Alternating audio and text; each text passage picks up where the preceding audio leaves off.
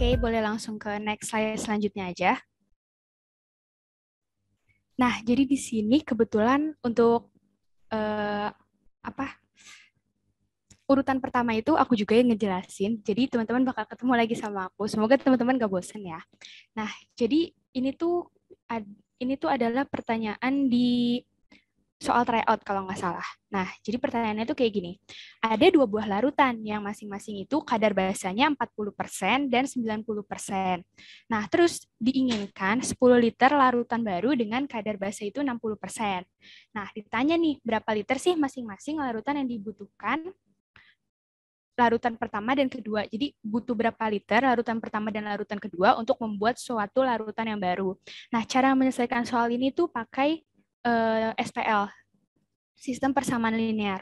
Nah, jadi di sini pertama-tama, kalau kita menyelesaikan SPL itu, kita harus memisalkan dulu. Nah, di sini udah aku tulisin.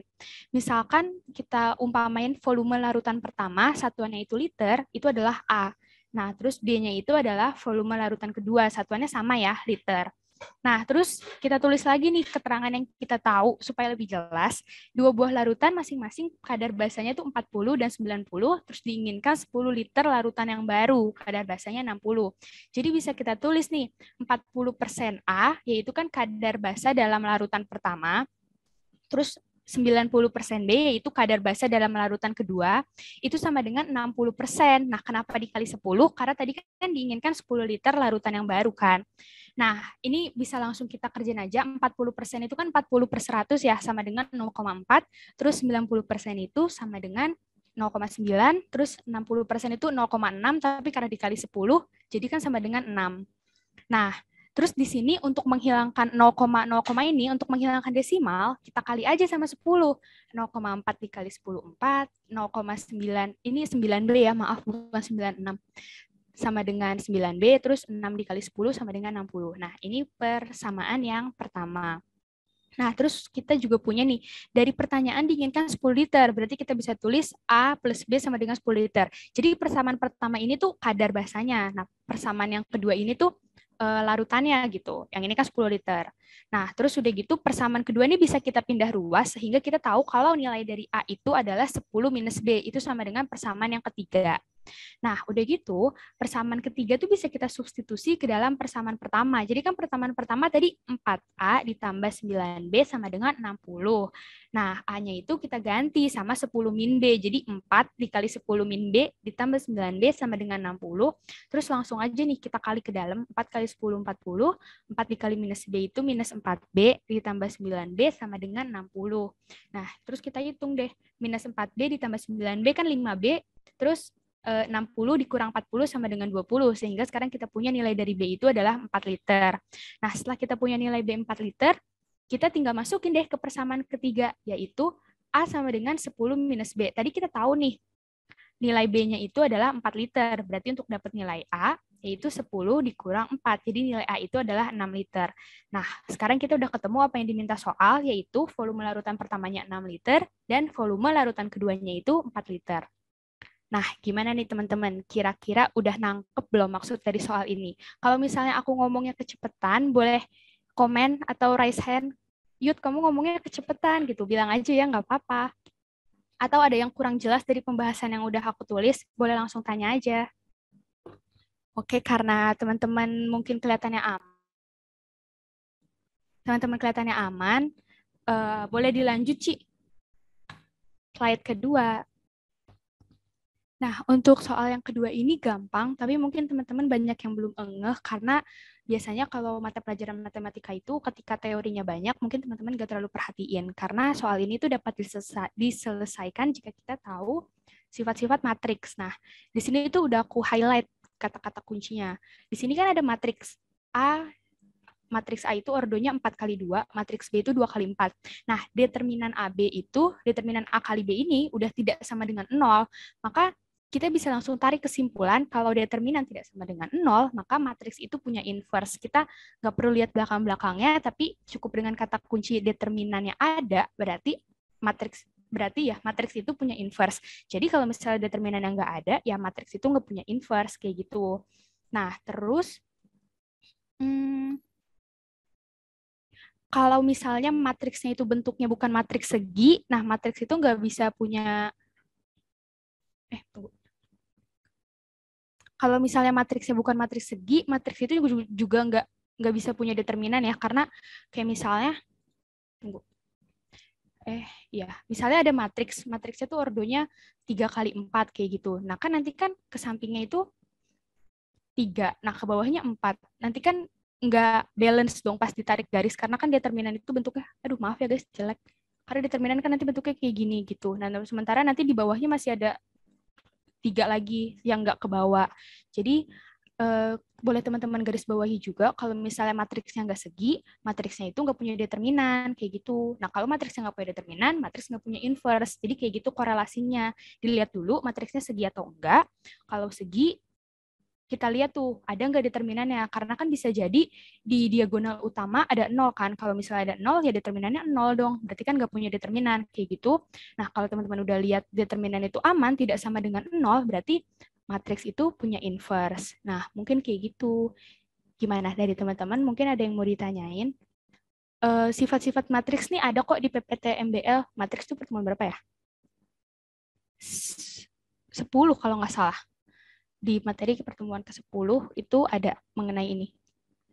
Kayak gitu. Jadi teman-teman garis bawahi juga untuk menyelesaikan soal mungkin kelihatannya rumit, tapi kalau teman-teman tahu sifat-sifatnya itu langsung gampang, langsung ketemu. Determinan AB-nya enggak 0, berarti punya inverse kayak gitu. Gimana? Mungkin aku rasa masih aman ya, karena masih gampang, cuma ingat sifatnya aja kayak gitu. Boleh di next, Ci?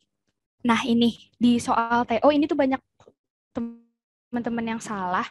Mungkin teman-teman bingung cara membuat apa ini geser kemana, terus arahnya ke kanan, ke bawah, ke kiri, atau ke samping, ya kayak gitu. Nah, jadi pertama, untuk menyelesaikan soal kayak ini, kita tuh harus membuat namanya kuadrat sempurna.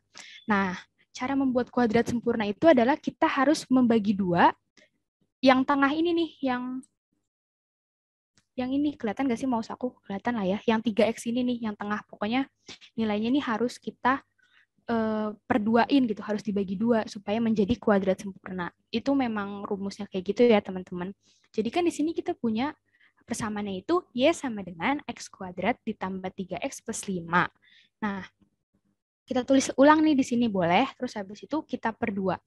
Nah, kan supaya jadi x kuadrat, maka persamaan yang di dalam kurung ini nih harus dikuadratin dong. Nah, sementara kalau kita hitung x kuadrat x plus 3/2 kuadrat itu, misalnya x dikuadratin x kuadrat. Terus kita kali pelangi kan, 2x plus 3/9/4 ya, berarti plus 9/4 sama dengan 3/2 ini juga 9/4. Nah, sementara kita kan cuma mau 3x-nya doang. Kita tuh nggak butuh embel-embel belakang 9/4 yang tadi, yang hasil dari 3/2 dikuadrat ini kita nggak butuh kan. Maka supaya sama kayak soal, supaya balik lagi ke soal, kita kurang sama 9/4 dan kita tambah sama 5. Karena soal minta 5 kayak gitu. Nah, kalau misalnya udah ketemu nih kuadrat sempurnanya, terus udah kita kembaliin ke soal sehingga nilainya sama, kita boleh sederhanakan. Nah, ini boleh langsung dijumlah nih, kan ini ada min 9/4 plus 5, sehingga nanti hasilnya tuh kayak gini, jadi plus 11/4. Nah, kenapa kayak gitu? Karena kan ya kalau pecahannya disamain, ini nanti jadinya 20/4, minus 9/4 kan jadinya 11/4 ya. Nah, udah kayak gitu, ini pindah ruas 11/4-nya. Pindah ruas ke kiri, sehingga nilainya jadi Y minus 11/4, terus yang X-nya itu adalah X plus 3/2. Nah, mungkin teman-teman bertanya-tanya, kapan ke kiri, kapan ke kanan, kapan ke atas, kapan ke bawah. Nah, itu udah jadi suatu hal yang mutlak, dan di sini aku kasih materinya, kayak untuk A-nya itu bilangan positif. Nah, misalnya nih, Y sama dengan X plus A kuadrat. Ini kan kayak gini ya, X plus A kuadrat. Ini 3/2 ini berlaku sebagai A, kan positif. Artinya kita menggeser grafik Y sama dengan X kuadrat sejauh A. Nih, sejauh A. Makanya di sini aku tulis ke kiri 3/2 satuan, ke arahnya kiri, ke arah kiri sumbu X. Nah, terus kalau misalnya nanti di sini itu X min 3/2, misal ya, ini misal, berarti itu arahnya ke kanan. Nah, terus kalau misalnya B-nya bilangan positif, nah B itu yang mana? B itu yang ada sama Y, yang gandengan sama Y itu namanya B di sini. Itu adalah X kuadrat plus B, itu berarti Y-nya itu digeser ke arah atas sumbu Y. Oh, ya ampun maaf, aku salah kunci jawaban kemarin. Harusnya kalau misalnya Y-nya itu adalah Y minus, Y itu ke bawah. Nah, terus kalau misalnya Y-nya itu plus, itu tuh ke atas. Mohon maaf ya untuk teman-teman yang kemarin ngerjain soal TO. Nanti bakal di-share pembahasannya dan aku bakal kasih kunci yang benar. Karena ini salah kunci jawaban pasti kemarin di tryout-nya. Mohon maaf ya teman-teman semua. Jadi yang dipakai patokan yang ini ya, yang hijau-hijau ini udah aku note kok. Nanti mungkin PPT-nya boleh di-share ke teman-teman. Atau mungkin teman-teman boleh screenshot yang bagian ini untuk nginget kayak gitu. Nah, mungkin itu sih kalau misalnya ini. Jadi, langkahnya itu adalah buat kuadrat sempurnanya. Cara buat kuadrat sempurnanya itu adalah bagi dua nilai yang ada di tengah. Dan kebetulan di sini 3X. Nah, terus habis itu setelah dibagi dua, nanti teman-teman kembaliin lagi supaya bentuknya kayak soal. Bebas ya, angkanya tuh berapapun bebas. Asal kembali ke soal kayak gimana pun terserah kayak gitu. Nah, terus kalau misalnya udah ketemu kayak gini, teman-teman boleh pindah ruasin yang belakang sehingga Y punya teman, terus X juga punya teman. Nah, terus teman-teman tinggal pakai prinsip yang udah ada di sebelahnya. Nah, kayak gitu. Mungkin boleh next ke soal keempat ya. Udah soal keberapa nih guys? 4 kayaknya. Nah, ini tuh udah masuk ke fungsi bab 11, di mana soal ini tuh termasuk soal fungsi sepenggal. Jadi di sini ada sebuah tempat fotokopi, itu lagi pasang promo katanya. Untuk 100 lembar pertama itu harganya normal, Rp100 per lembar. Terus kalau misalnya udah lebih dari 100 lembar, harganya tuh dikurang, dikasih diskon Rp25 diskonnya. Untuk lembar ke 101 sampai lembar ke 500. Nah, kalau teman-teman udah pakai di tempat fotokopi itu lembar ke 501 dan seterusnya, harganya tuh makin kurang lagi. Jadi Rp40 dari harga awal, harga normal kayak gitu. Nah, terus di sini dibilang jika fx itu merupakan fungsi harga fotokopi sebagai fungsi dari jumlah lembar fotokopi, maka nah kita bikin persamaan fx-nya dulu. Kita bikin dari yang paling awal, yaitu mulai dari 0 kertas sampai 100 kertas itu harganya Rp100. Ini di sini satuannya rupiah ya, 100X. Kenapa di sini X? Karena kan bisa aja teman-teman cuma 5 lembar, cuma 10 lembar, 15 lembar. Nah, jadi X di sini tuh lembaran, artinya berapapun lembarannya, ya dikalinya Rp100 harganya kayak gitu. Mulai dari rentang 1 lembar, nggak mungkin ya kalau 0 lembar kan kita nggak bayar dong, sampai 100 lembar kayak gitu. Nah, terus kita masuk ke yang kedua nih, katanya. Kalau udah 101, harganya tuh bakal berkurang Rp25. Nah, kenapa di sini 10.000? Mungkin banyak yang bertanya-tanya, 10.000-nya dari mana? 10.000 itu adalah maksimal. Jadi kan ini Rp100. Maksimal itu kan 100 lembar. Jadi tinggal dikali aja Rp100 dikali 100 lembar.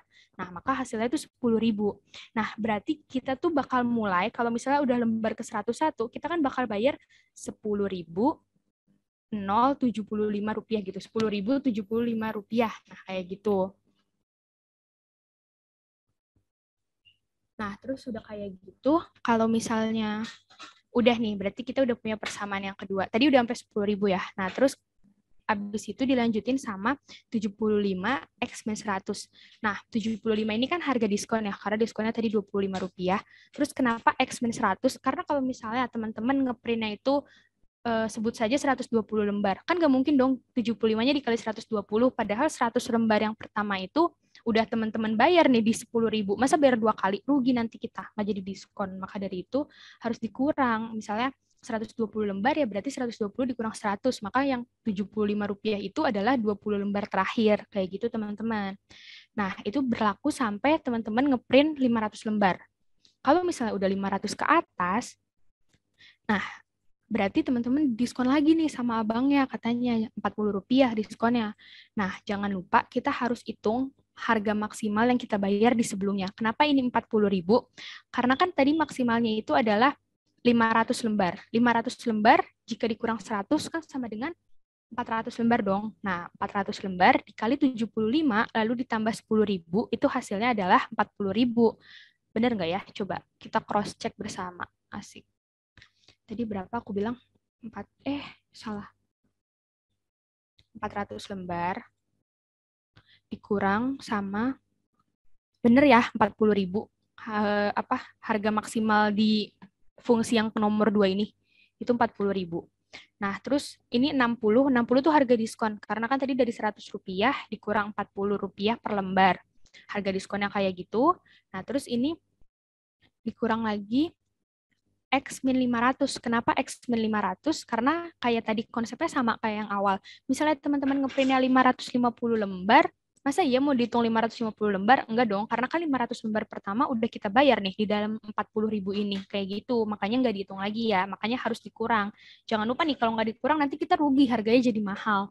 Ini boleh teman-teman sederhanain, kali ke dalam 60X itu, 60 dikali X maksudnya sama dengan 60X, terus 60 dikali minus 500, itu sama dengan minus 30.000. Benar ya? 60 kali 5, 30, ya 30.000. Nah, terus kan ini bisa teman-teman kerjain aja. 40.000 ditambah 60X minus 30.000 kan sama dengan 10.000 minus 60X. Nah, jadi nanti fungsi dari harga fotokopinya itu yang fungsi terakhir kayak gini.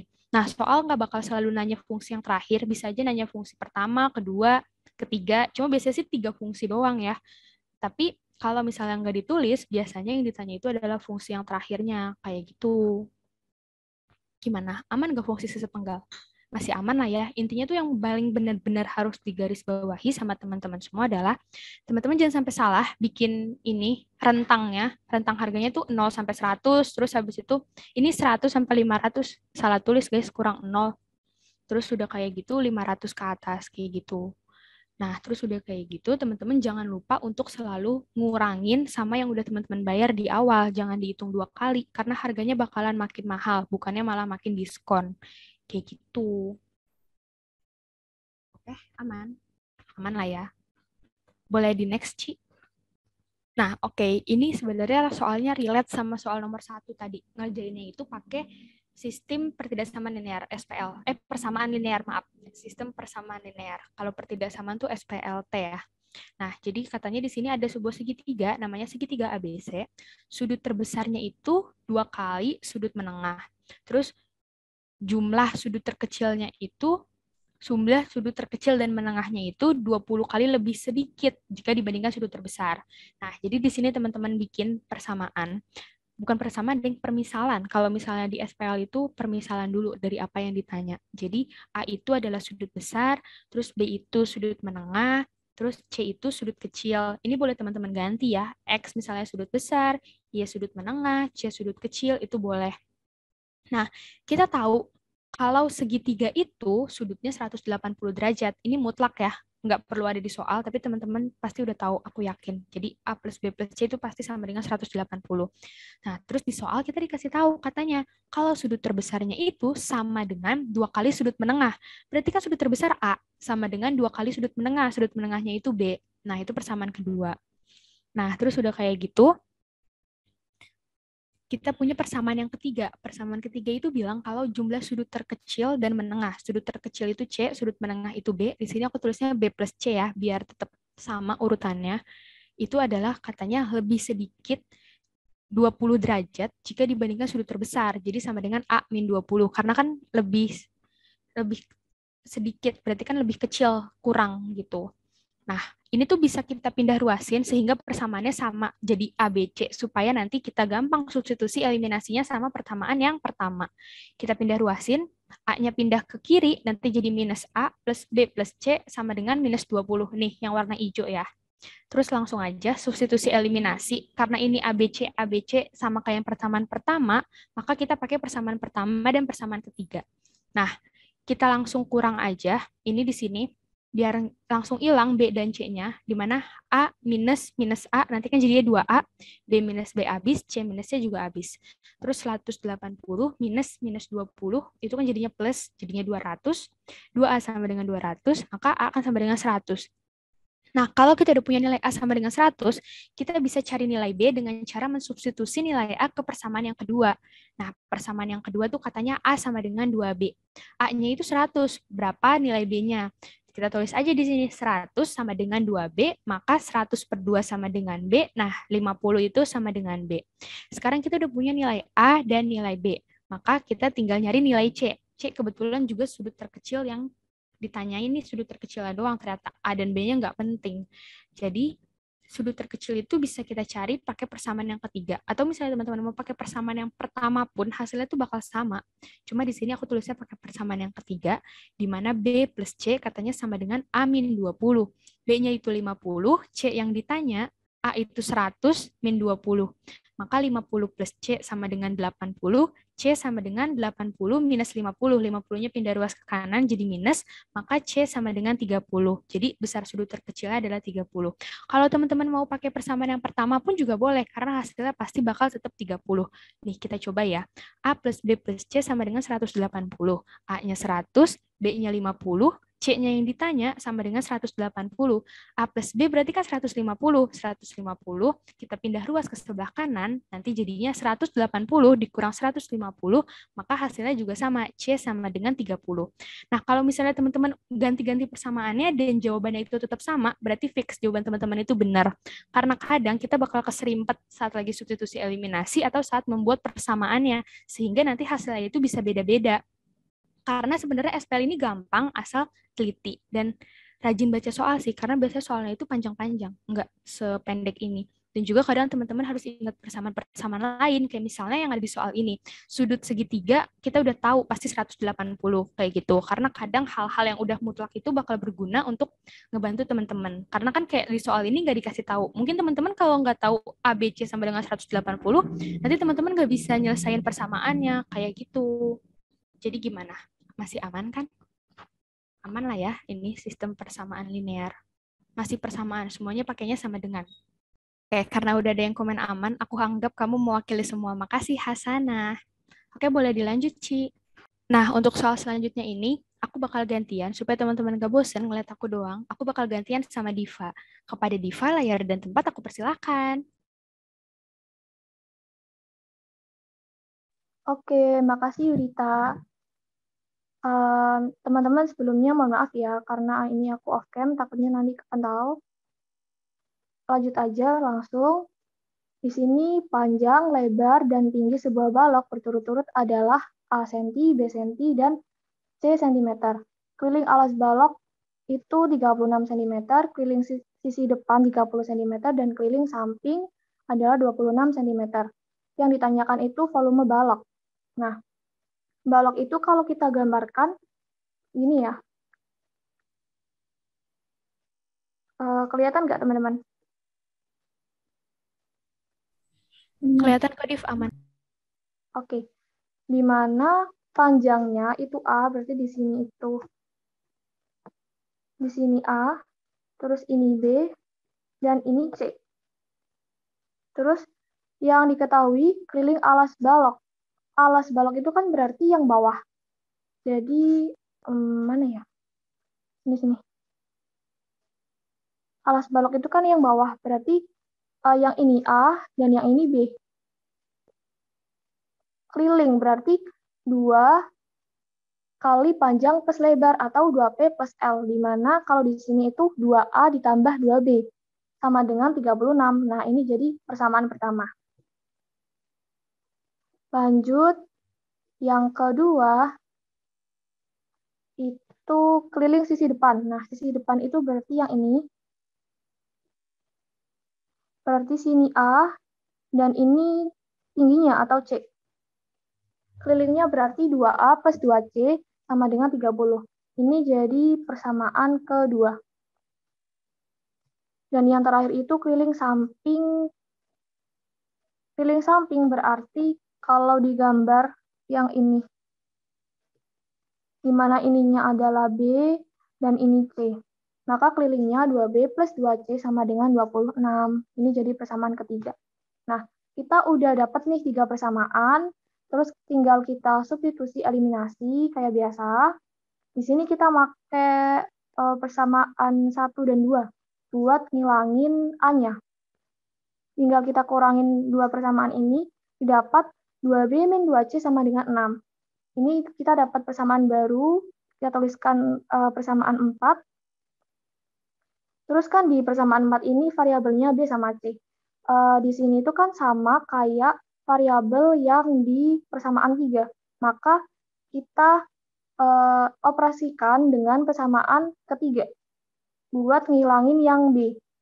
Tinggal kita kurangi jadi min 4C sama dengan min 20 atau C-nya sama dengan 5. Nah, C udah dapat, maka kita bisa dapat yang A juga dengan memasukkan nilai C ke persamaan kedua. 2A plus 2C-nya tadi 5 sama dengan 30. Maka 2A sama dengan 20 atau A sama dengan 10. Nah, terakhir tinggal kita cari yang B. Dengan make persamaan yang pertama.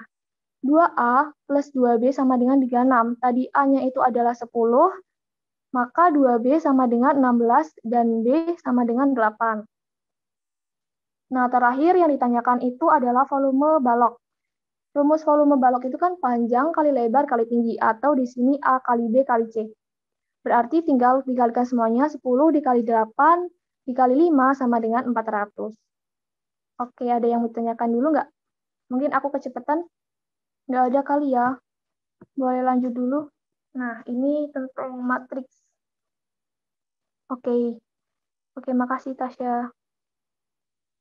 Matriks itu bab berapa ya? Bab 9 kalau nggak salah. Di sini ada matriks A, di mana determinan matriks A itu sama dengan 0, A-nya itu tidak sama dengan 0, B-nya juga tidak sama dengan 0, yang ditanyakan adalah nilai C. Nah, karena ini itu matriks ordo 3 kali 3, maka kita pakai cara Sarus. Teman-teman pasti pada ingat kan metode Sarus itu yang gimana, tapi ini aku mau ngingetin juga. Barangkali ada yang lupa.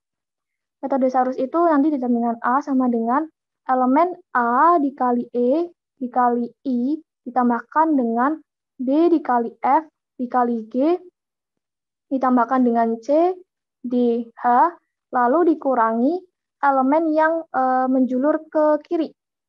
Jadi dikalikan dengan C, E, G ditambah dengan perkalian A, F, H dan terakhir tambah dengan B, D, I.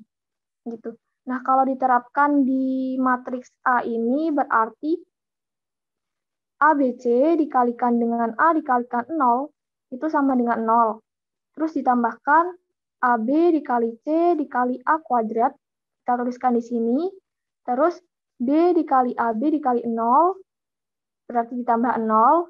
Terus dikurangi yang menjulur ke kiri yaitu A kuadrat dikali A dikali B.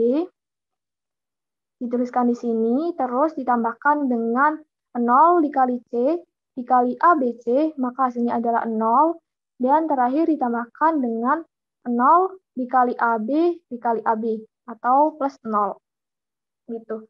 Nah, tadi kan di soal ini determinan A sama dengan 0, maka kita tuliskan A determinannya sama dengan 0. Terus kita bisa nih pindah ruas ke sini. Jadi A pangkat 3BC sama dengan A pangkat 3B. Karena tadi A sama B-nya itu tidak sama dengan 0, maka kita bisa coret. Sehingga bersisa C sama dengan 1. Gitu. Aman nggak? Apa ada yang mau ditanyain dulu? Oke, aman kali ya. Boleh lanjut. Fungsi permintaan laptop Somai diberikan oleh PAX. Dan fungsi penawarannya PBX dengan P harga satuan dalam dengan P harga satuan dalam dolar dan X kuantitas barang dalam ribu unit. Maka harga dan kuantitas saat kesetimbangan. Nah, di sini ada kata kesetimbangan. Kesetimbangan itu berarti fungsi permintaan sama dengan fungsi penawaran atau PAX sama dengan PBX. PAX di sini adalah min 0,05x kuadrat min x ditambah 120 sama dengan PBX-nya 0,04x kuadrat ditambah 1,2x ditambah 40. Nah, kita pindah ruaskan yang kiri ke kanan jadi 0,09x kuadrat ditambah 2,2x min 80 sama dengan 0. Buat ngilangin 0,09 itu, 0,0 yang ada di 9 itu, maka kita kalikan semua ruas itu dengan 100. Maka didapat 9x kuadrat plus 220x min 8.000 sama dengan 0. Nah, dari persamaan kuadrat ini bisa kita pecah menjadi 9x plus 40 sama x min 20. Sehingga didapat x sama dengan min 40 per 9 atau x sama dengan 20. Karena x itu adalah kuantitas barang kan nggak mungkin 0. Nggak mungkin negatif. Maka yang kita pakai itu x sama dengan 20. X sama dengan 20 ini kita masukkan ke salah satu persamaan fungsi. Terserah mau ambil yang PAX atau yang PBX, nanti hasilnya sama aja. Di sini aku pakai yang PBX, jadi 0,04 dikali 20 kuadrat, ditambah 1,2 dikali 20, tambah 40, hasilnya sama dengan 80. Jadi harganya itu 80 dan kuantitas sama dengan 20. Gitu. Ada yang mau ditanyain dulu? Aman, oke. Oke, mungkin bisa lanjut.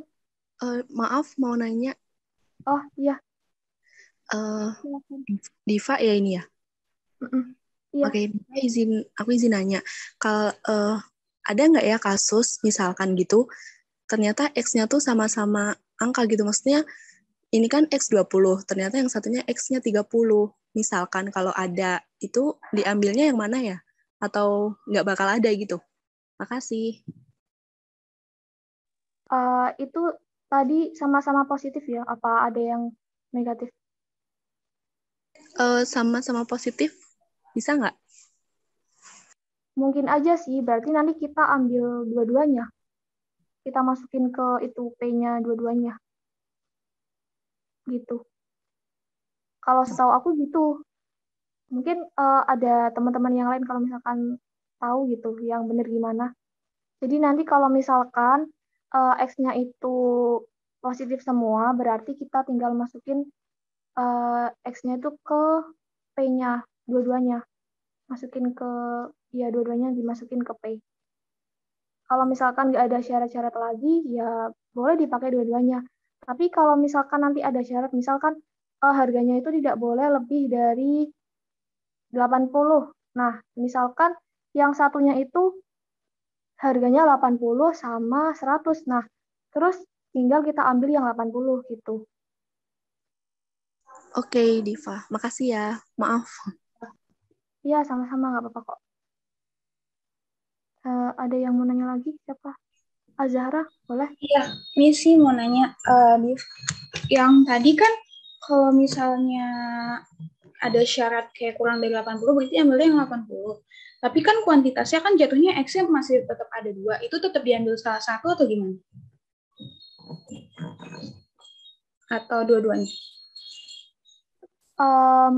Kalau menurut aku, kalau misalkan nih nggak ada di soal itu nggak ada kayak syarat-syaratnya yang lebih lanjut gitu, mungkin nanti dua-duanya. Gitu. Kecuali nanti kalau ada syarat yang kayak tadi gitu loh. Makasih, Div. Oh iya, mau nanya lagi. Itu kalau misalnya buat kesetimbangan itu, saat kesetimbangan tuh maksudnya pas saat apanya ya? Maksudnya kan ini kan ada fungsi permintaan sama fungsi penawaran.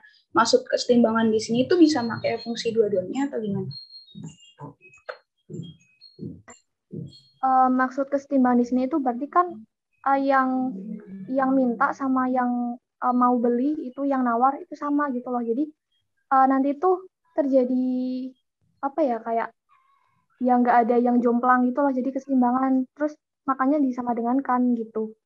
Oh ya makasih. Ya oke. Sama-sama. Ada lagi nggak? Udah kali ya? Boleh lanjut sih. Nah, ini grafik eksponensial. Tentukan persamaan grafik eksponensial berbentuk fx sama dengan k a pangkat x seperti pada gambar berikut. Di sini itu digambarkan ada dua titik yang dilalui sama garis grafiknya, yaitu 1,6 sama 3,24. Nah, dari kedua titik ini kita bisa substitusikan ke persamaan eksponensial yaitu fx sama dengan ka pangkat x. Jadi kalau disubstitusikan maka f1 sama dengan k dikali a pangkat x-nya itu 1, tadi f1 sama dengan 6, maka 6 sama dengan ka. Atau bisa ditulis a sama dengan 6 per k. Nah, yang kedua itu f3. Kalau disubstitusikan berarti ka pangkat 3, f3-nya sama dengan 24, sama dengan k dikali. Nah, a di sini boleh kita ganti dengan yang ini, yang udah kita dapat tadi. Jadi, k dalam kurung 6 per k pangkat 3. Kalau kita jabarin jadi kayak gini, terus ini kita coret-coret, ini sama ini sama ini, jadi k kuadrat itu nanti hasilnya sama dengan 9. Kan ini ada dua kemungkinan berarti, k-nya itu plus 3 atau min 3. Nah, k sendiri itu kan selisih antara titik potong sumbu Y terhadap asimtot datarnya. Asimtot datar di sini berarti Y sama dengan 0. Kalau di grafik ini sendiri itu titik potong sumbu Y-nya berada di lebih atas dari asimtot datarnya, maka kan nilainya pasti lebih besar. Terus kalau selisihnya, kalau yang ini lebih besar, maka nanti selisihnya akan positif. Gitu. Maka yang kita ambil itu adalah plus 3. Terus kita udah dapat nih yang K-nya plus 3, tinggal kita cari A. Caranya bisa kita masukkan K ke salah satu persamaan. Di sini kita masukkan ke F1, jadi sama dengan KA, terus K-nya tadi 3, sehingga diperoleh A-nya sama dengan 2. Nah, akhirnya kita peroleh persamaan grafik eksponensial sama dengan fx sama dengan 3 dikali 2 pangkat x. Gitu. Ada yang mau ditanyakan? Oke, mungkin nggak ada ya. Bisa lanjut. Nah, ini soal matriks. Determinan matriks. Di sini ada matriks A, 3, 0, 2, 1. Tentukan determinan B jika A sama dengan E14, E12, E213B. Nah, ini itu bisa kita tuliskan determinan A akan sama dengan determinan E14, E12, E213B. Nah, kalian masih ingat nggak yang sifat determinan matriks? Itu dimana kalau suatu matriks dioperasikan OBD dengan EIJ, nanti matriksnya itu dikalikan dengan M1. Kalau dioperasikan dengan E1K, di mana K itu adalah sebuah bilangan skalar, maka matriksnya dikalikan dengan K. Nah, yang terakhir, kalau dioperasikan dengan EIJK, nanti matriksnya masih tetap, jadi dikalikan dengan 1. Kalau di sini kan determinan A berarti 3 kali 1 dikurangi 2 kali 0. Berarti 3. Sama dengan yang ini, yang E14, itu kan samanya dengan persamaan yang kedua. Maka dikalikan dengan K. K di sini adalah 4, maka kita tuliskan di sini 4. Terus E12 itu sama dengan persamaan yang pertama. Berarti determinannya dikalikan dengan min 1. Dan yang terakhir E213 itu determinannya masih tetap. Jadi dikalikan dengan 1, dikalikan dengan determinan B. Maka determinan B diperoleh sama dengan min 3/4. Oke, ada yang mau ditanyakan? Aman, oke. Mungkin bisa lanjut. Nah, ini udah gilirannya Salsa. Apakah Salsa udah bergabung? Nih, Salsa udah join belum? Oke. Mungkin bisa lanjut aku ya. Di sini ada garis pertama memiliki gradien setengah dan melewati titik 10,-4. Garis kedua melewati titik min 1,8 dan 4,-2. Jika kedua garis berpotongan di titik M,N, maka nilai N dibagi M. Oke.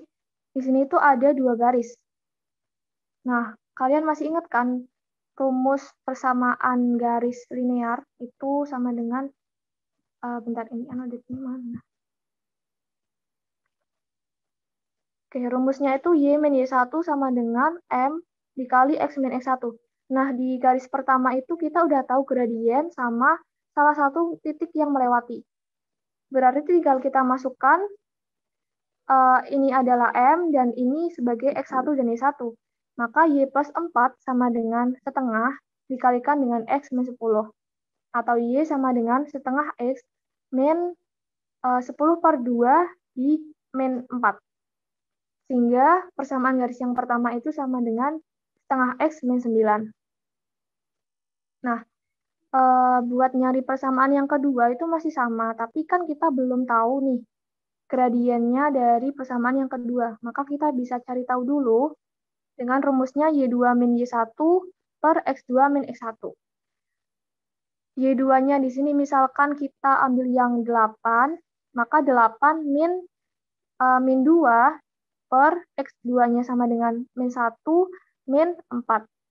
Sehingga gradiennya sama dengan min 10 per 5 atau min 2. Nah, gradien kan kita udah dapat nih. Tinggal kita masukkan ke rumus yang ini. Yang sama kayak ini. Terus, Y1 sama X1-nya terserah mau ambil yang mana dari kedua titik ini. Sama aja nanti hasilnya. Di sini kita ambil yang ini, yang pertama. Min 1,8 berarti Y min 8 sama dengan gradiennya tadi min 2 dikalikan X min 1. Maka Y sama dengan min 2X min 2 plus 8. Atau sama dengan min 2X plus 6. Nah, di soal ini kan tadi disebutkan kalau kedua garis berpotongan. Kalau kedua garis berpotongan itu maka Y1 sama dengan Y2. Jadi, setengah X min 9 sama dengan min 2X plus 6. Kita pindah ruas ke sini, maka setengah X plus 2X sama dengan 9 plus 6.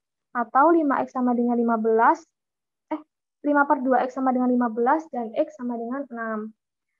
X kita udah tahu, maka kita bisa tahu juga Y-nya.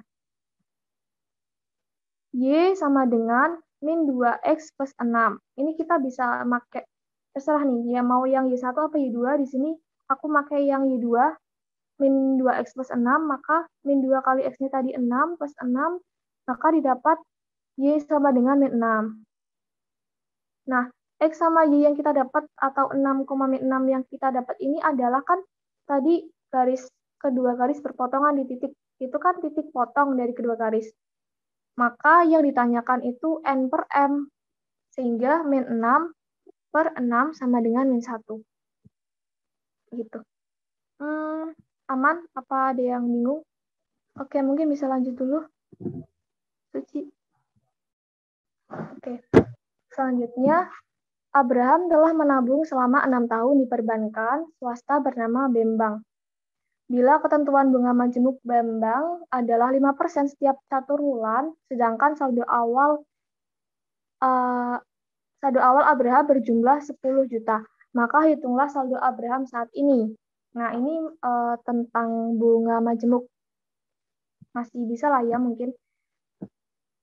Jadi rumus bunga majemuk itu P sama dengan P0 dikali 1 plus R per M pangkatkan dengan M dikali T, di mana M ini adalah banyaknya kita membayar gitu. Banyaknya kita membayar setiap tahun. Di sini kan dikatakan katanya dibayar bunga majemuk itu setiap 4 bulan. Maka kalau dalam setahun itu ada 12 bulan dibagi 4, maka kita akan membayar sebanyak 3 kali. Maka M-nya itu sama dengan 3.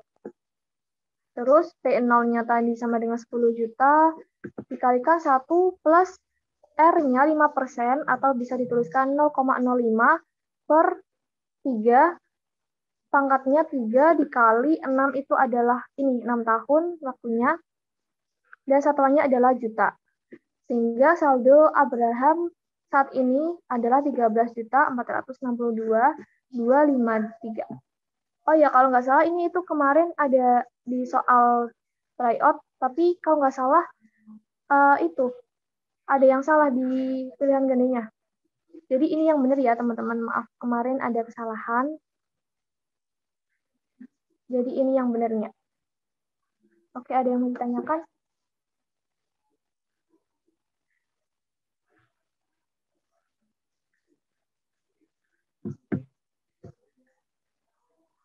Boleh.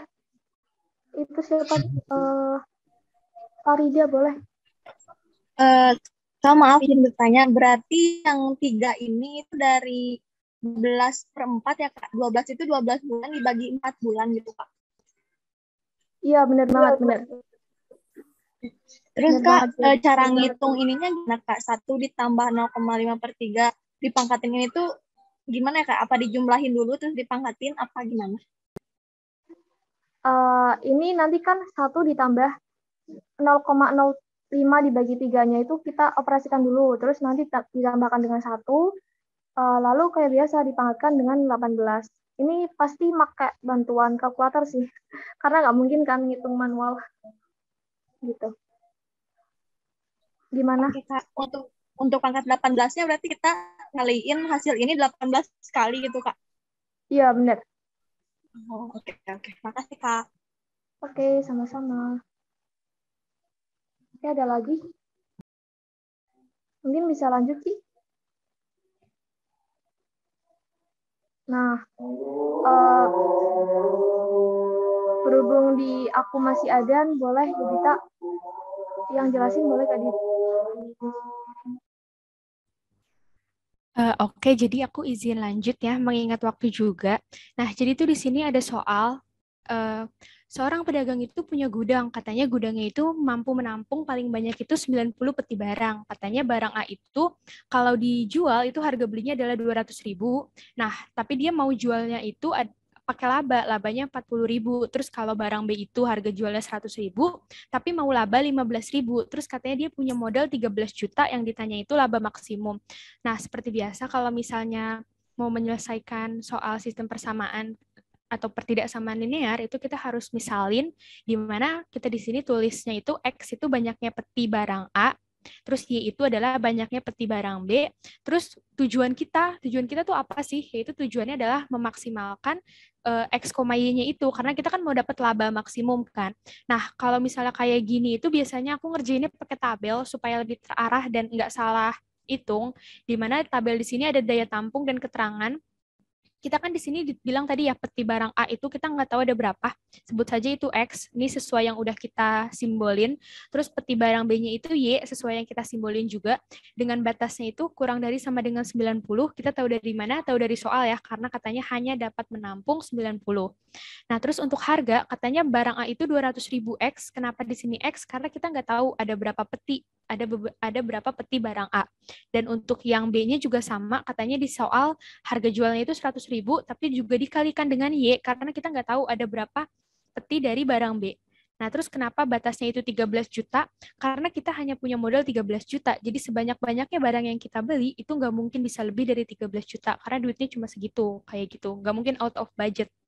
Nah, fungsi tujuan di sini itu sama dengan laba. Laba kita tuh maunya barang A 40.000 dan barang B-nya itu 15.000.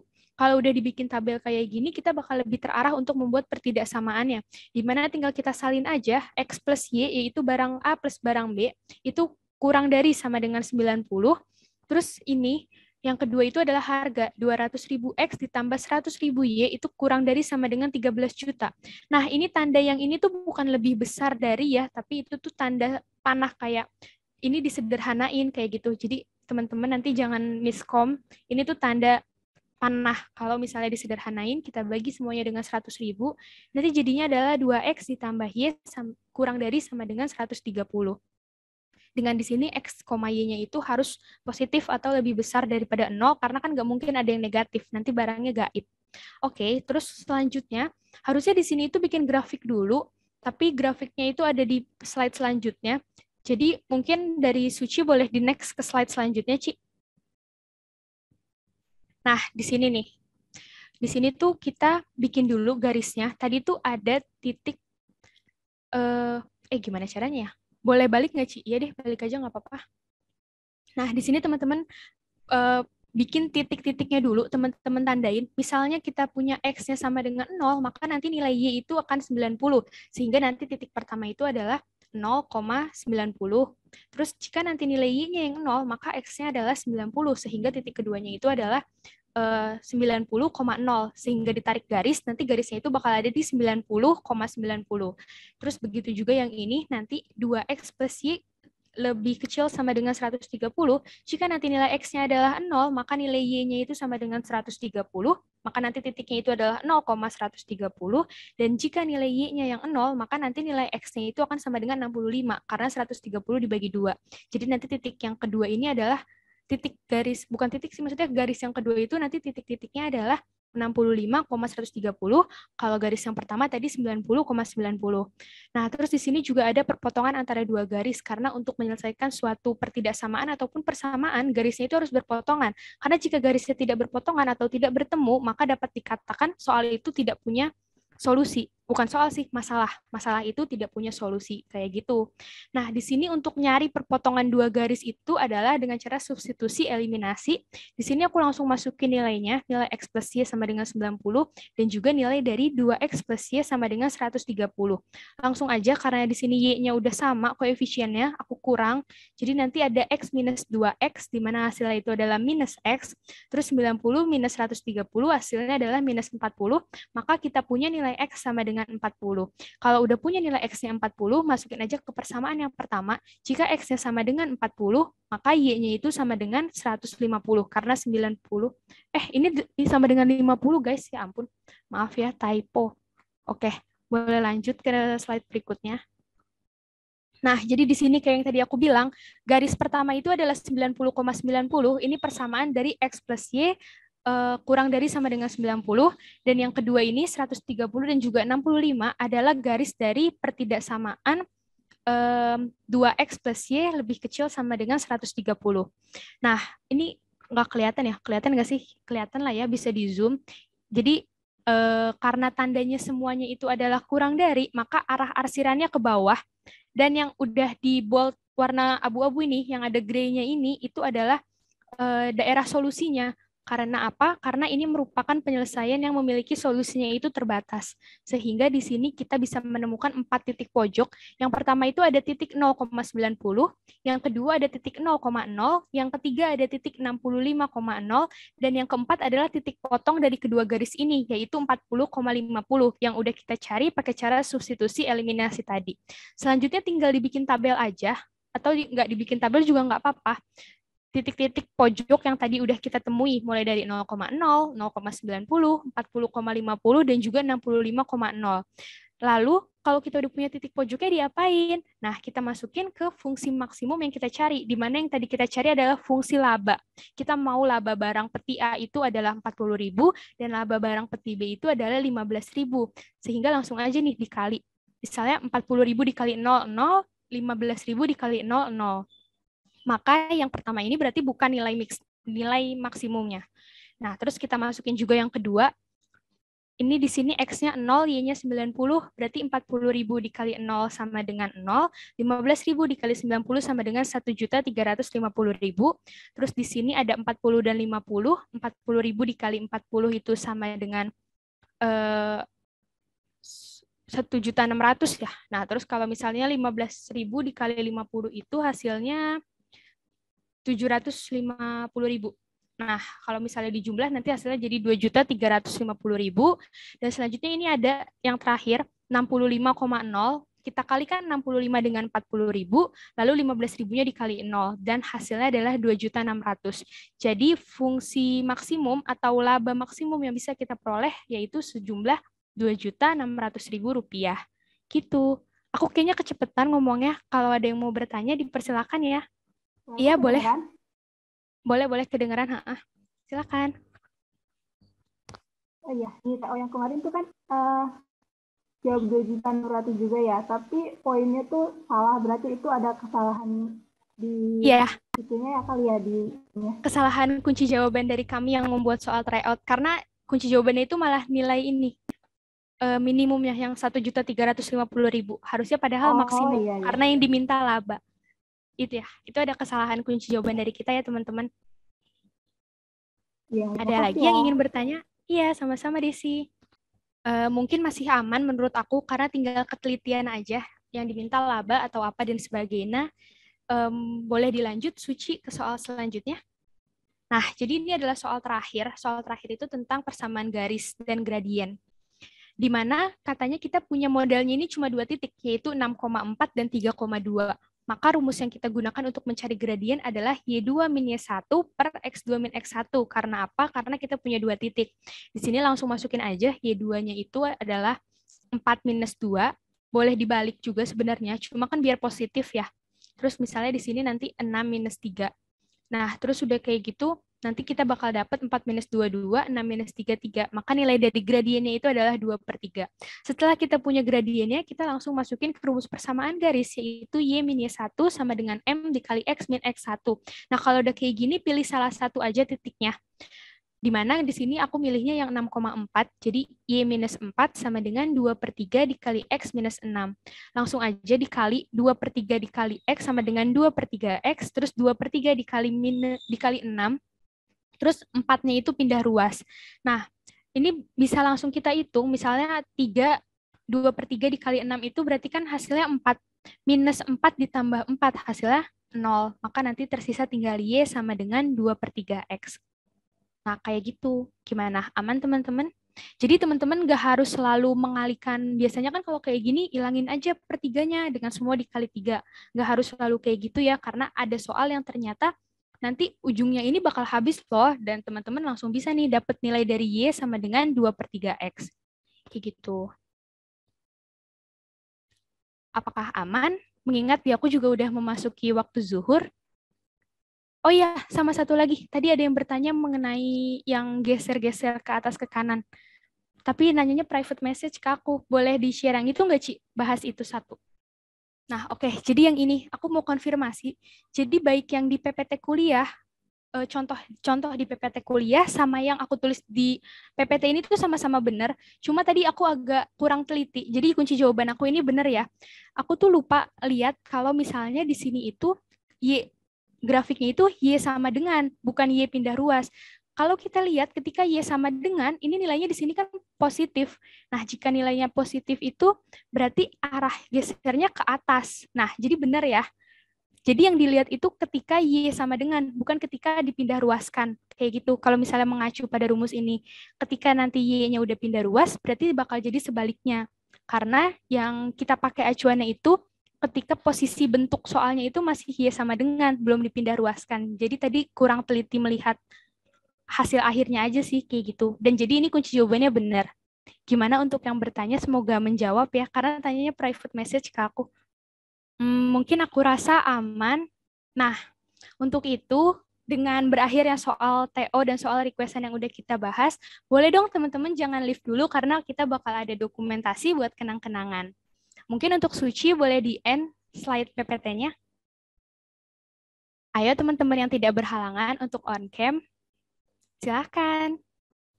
Nah, untuk sesi dokumentasi ini akan dipandu oleh Suci. Kepada Suci, layar dan tempat langsung aku persilakan ya.